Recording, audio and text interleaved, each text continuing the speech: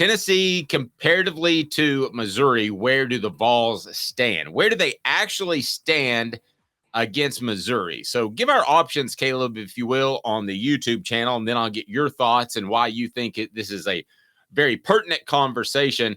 As again, I remind you that it's brought to you by our friends at Don Self State Farm. Customer service still matters. I know you're shopping for the best deal out there, but State Farm agent Don Self and his team take customer service seriously. For well over 40 years, they have built their business and reputation on taking care of their customers in Collegedale and Ottawa, as well as the greater Chattanooga area. Customer service still matters. All right.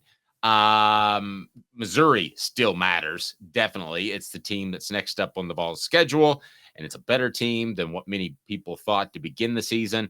And it's a football team that could certainly beat Tennessee, because Tennessee has been far from perfect. But today's tough question, the way I stated it on our YouTube channel, that's what I want to get your take on more than anything. So if you can pull that up, or I can as well, Caleb, because I'm going to give everybody three choices. And I thought these choices out as closely as I could. So if you can, feel free to go your own way if you feel like it. But if you pick one of the three, that would be helpful. Okay.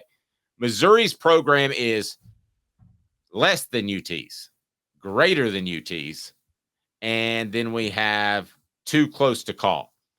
70, we know our audience. 75% say less than UT's. Missouri's program is less than UT's. 25% say too close to call. I feel very strongly that as a football program, Tennessee is significantly better than Missouri, but Caleb doesn't think of these questions at the 3:45 a.m. production meeting just for funsies. He's got numbers. He's got stats behind him to make me second guess my decision. That's what you do, you vixen Caleb Calhoun. You. So let's just take a sip of coffee at the same time. Does that scream coffee sponsor for someone?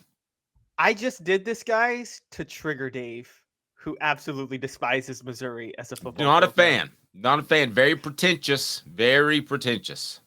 You know, you're not Harvard.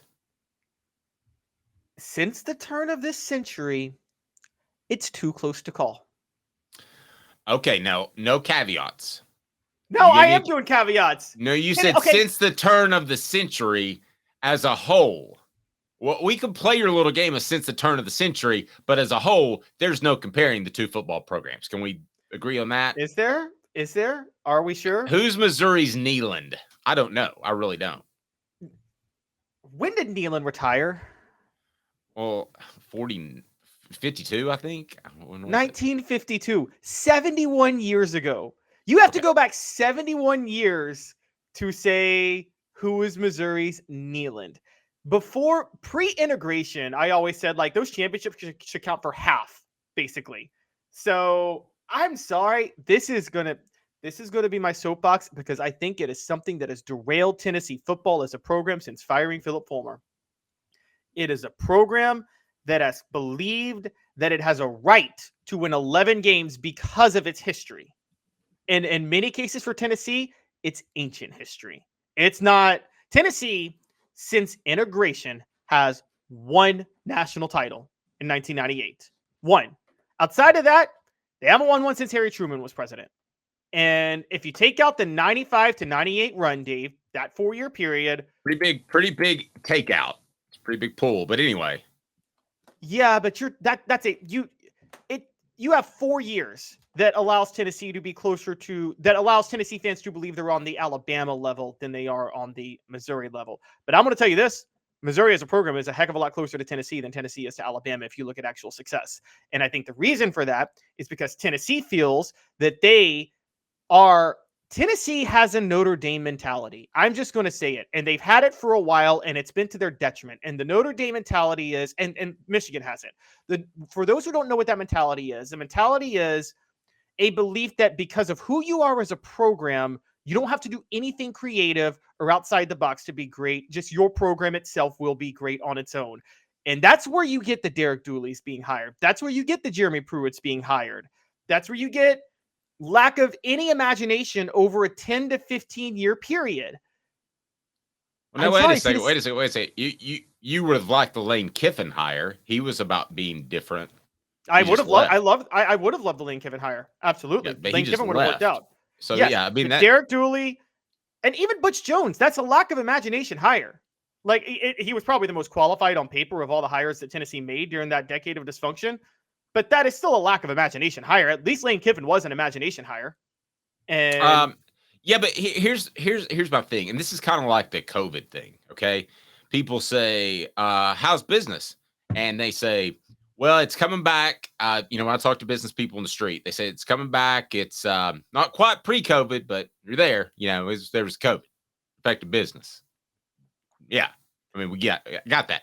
So to me, the decade of dysfunction is COVID for Tennessee's football history. yeah, but Dave, your history No. doesn't back Hold you up on. Let me that. finish. Let me finish. You're cutting out the great part. I'm cutting out the bad part. No. I think when you look at Tennessee as a whole, when you take out that decade of dysfunction, you're talking about a program more times than not competes for an SEC championship, right or wrong? Wrong. Absolutely wrong. And more I got times than not, more than 50%, they haven't been in the Since- competition for an SEC championship. Since you know how many SEC championships Tennessee has since 1970 that's not by default, that's outright? I want to say 12, 14. Since 1970. I said since 1970. Okay, what was it? 2. Okay. 97 to 98. Now, Tennessee fans love to say the 85 team was an SEC championship team. You won that SEC championship because Florida was on probation. Florida was the SEC champion that year. You also won the SEC championship in 1990 because Florida was on probation. Florida was the SEC champion that year. And in 1989, you had to split it with Alabama and Auburn. But take me down the path, though, that you were going earlier. Please hit the like and subscribe button to tell Caleb just how wrong he is. Take me down the similar path. What's Mizzou accomplished in the past 20 or since 33 years, I guess. In the past 33, yeah. You said since 1970-ish? 53 years. 53 years. Yeah. Well, I can tell you this, since they both, I didn't track Mizzou all the way back there, but I can tell you this. Mizzou, Tennessee, head-to-head breakdown. Tennessee does lead the series, but it's 6-5. That's not dominant one way or the other. Missouri is a lot closer to Tennessee than Tennessee is to Florida or Alabama or even Georgia, for that matter. Let me ask you this question. I'm going to make it really simple. Let me ask you this question. And if you disagree with me, and you've got a good reason, then I'll say you're right. Missouri's a better program, or too close to call, or whatever you want to use. I think Tennessee's considerably a better program. I think Tennessee's on that top 15 tier. I think they're about 3 or 4, maybe 5 teams on that elite tier. And I think after the top 15, there's another considerable drop off, my opinion. All right. So you're a coach and you're offered the head coaching job at Missouri or Tennessee to start the 2024 season. I don't want to talk about personnel. I don't want to talk about all that stuff. I just want to talk about which job are you taking? Answer me that, Caleb. And it's brought to you by Tennessee Cider Company, the original hard cider of the Smoky Mountains. Use the promo code HAT to receive some free swag with your cider order, available most anywhere in the U.S. tncidercompany.com, tncidercompany.com, promo code HAT, free swag. All right. You may be Lane Kiffin looking for a job here before long because he could get fired at Ole Miss. Which job would you be more interested in, the Tennessee or Missouri job? You got to let me flesh this out. Tennessee easily. Tennessee. Okay, easily. and don't use Lane Kiffin. That further complicates it. Sorry, I was being silly. Tennessee easily. Tennessee is the better job. It was probably the better job 10 years ago. NIL's made it a top 15 job. I'm talking about actual production on the field.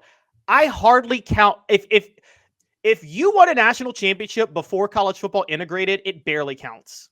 It's like it's half a national championship. Okay, college football before the modern era. I'm sorry, Vanderbilt had a great program in the 1900s. We're not counting that. Okay, so it's you gotta like weight things as for recency bias.